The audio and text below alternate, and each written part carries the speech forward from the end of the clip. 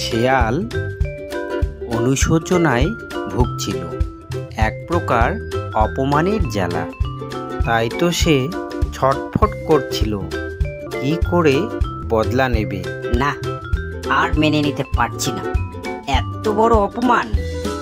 কই, শিয়াল যে বলল এখানে বড় বড় ঘাস আছে, কই কিছুই তো নেই। মামা চলো, তোমার গুহার সামনে একটি তরতাজা হরিণ এনে রেখেছি। এই তো সুযোগ, এখন শিয়াল এখানে নেই, তাই এক্ষুনি আমি কেটে পড়ি। আরে আরে, এটা আমি কি দেখছি? জানতাম আমি তুই কিছু না কিছু গড়বড় করবি। মামা, ওই দেখো, ওই যে হরিণ পালিয়ে গেল। হ্যাঁ, না, আমি তাও পারলাম না। আচ্ছা, হরিণ কি আমার থেকেও চালাক? না না না, এটা কিছুতেই মেনে নিতে পারছি না। এই হরিণকে আমি সবক শেখাবই, আর আমি যে অপমান হয়েছিলাম তার বদলা নেব। দাদু ভাই, আমার একটি কাজ করবে তুমি? কি কাজ দাদু? আমি তো পাশের কলা বাগানে যাচ্ছি কলা কাটতে, তাই তুমি এই ছাগলটাকে মাটি দিয়ে আসবে। উফ, ভাবলাম খেলতে যাব, তা হলো না। দাদু এখন কাচের রোদা দিল, যাই কি আর করি, ছাগলটাকে মাটি দিয়ে আসি। যাচ্ছি দাদু, কি আর করা যায়, যেতেই হবে। আচ্ছা দাদু, যাচ্ছি। চল ভোলা, মাথা চল। আমার লক্ষ্মী সোনা আমার সব কথা শোনে।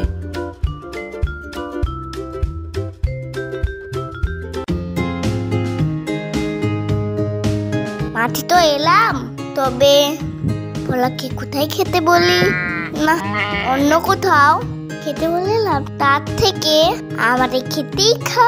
কুচি কুচি বাঁধাকপি গাছগুলি। আয় ভোলা, এদিকে আয়। কোথায় আজ খাবি? যা, আমাদের খেতেই খা। আমাদের ঘাস খেয়ে কি আর পেট ভরে? তার থেকে এই বাঁধাকপির গাছগুলাকেই খা। আমাদের তো খেয়ে আর কেউ কিচ্ছু বলবে না। তারপর সেখানে হঠাৎ করে শেয়াল আসে।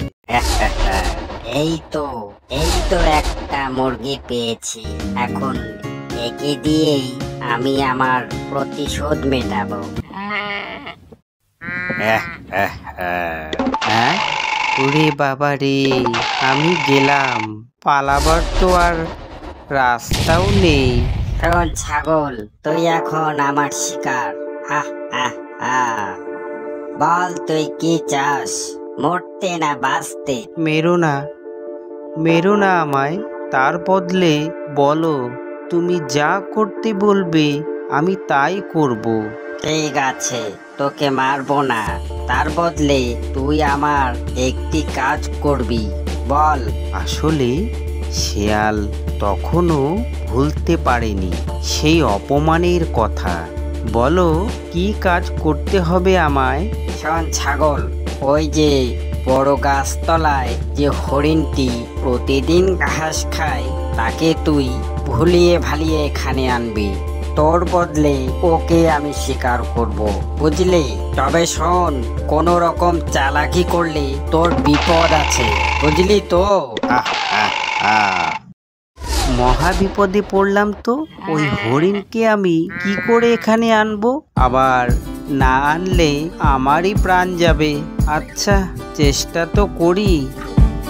এদিকে হরিণ তখন অন্যান্য দিনের মতো গাছের নিচে ঘাস খাচ্ছিল, আর খুঁজতে খুঁজতে ছাগল তখন সেখানে আসে।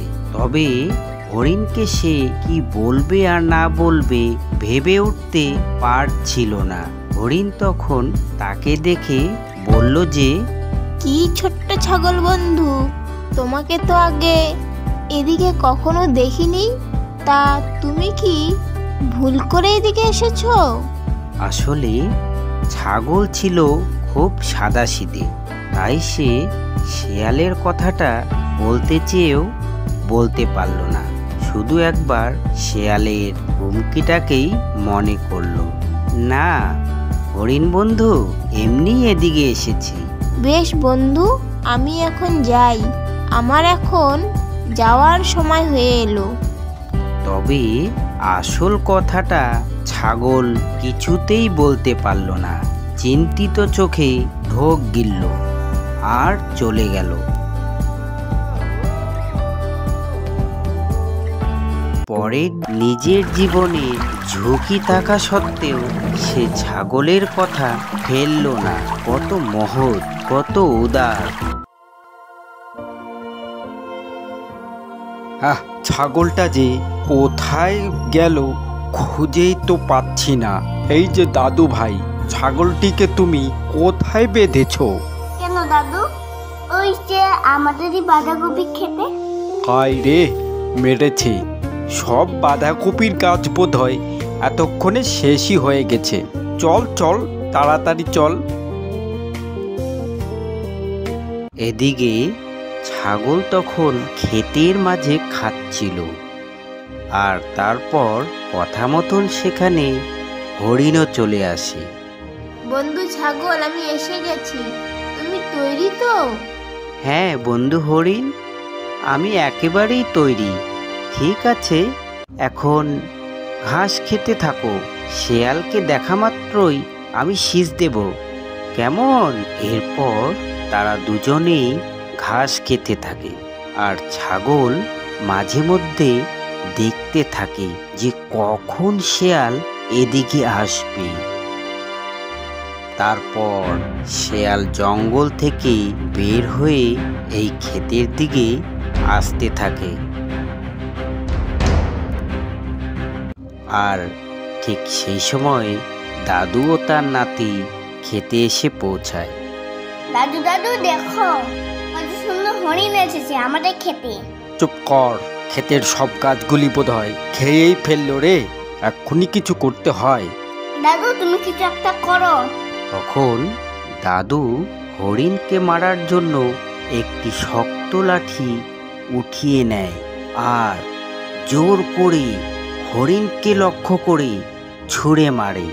আর এরই মধ্যে ছাগলও শীষ দিয়ে দেয় যে শেয়াল আসছে বলে। আর হরিণও তখন দিয়ে ছুট। তবে দাদুর ছোড়া শক্ত লাঠি তখন হরিণের না লেগে লাগে শেয়ালের গায়ে। আর শেয়াল, এমা দাদু তুমি এই কি করলে? হরিণের মধ্যে শেয়াল। ও ও কিছু হবে না। এরপর শেয়াল লাঠির ঘা খেয়ে উড়ে এসে পড়ল তার ডেরায়। বড্ড লেগেছে রে, ওঠা বড় কষ্ট। না বাবা না, আর না, আর আমি হিংসা টিংসা করবো না। বেচারা হরিণকে হারাতে গিয়ে আমি ফেসে গেলাম। এর চেয়ে আর লজ্জার কি হয়?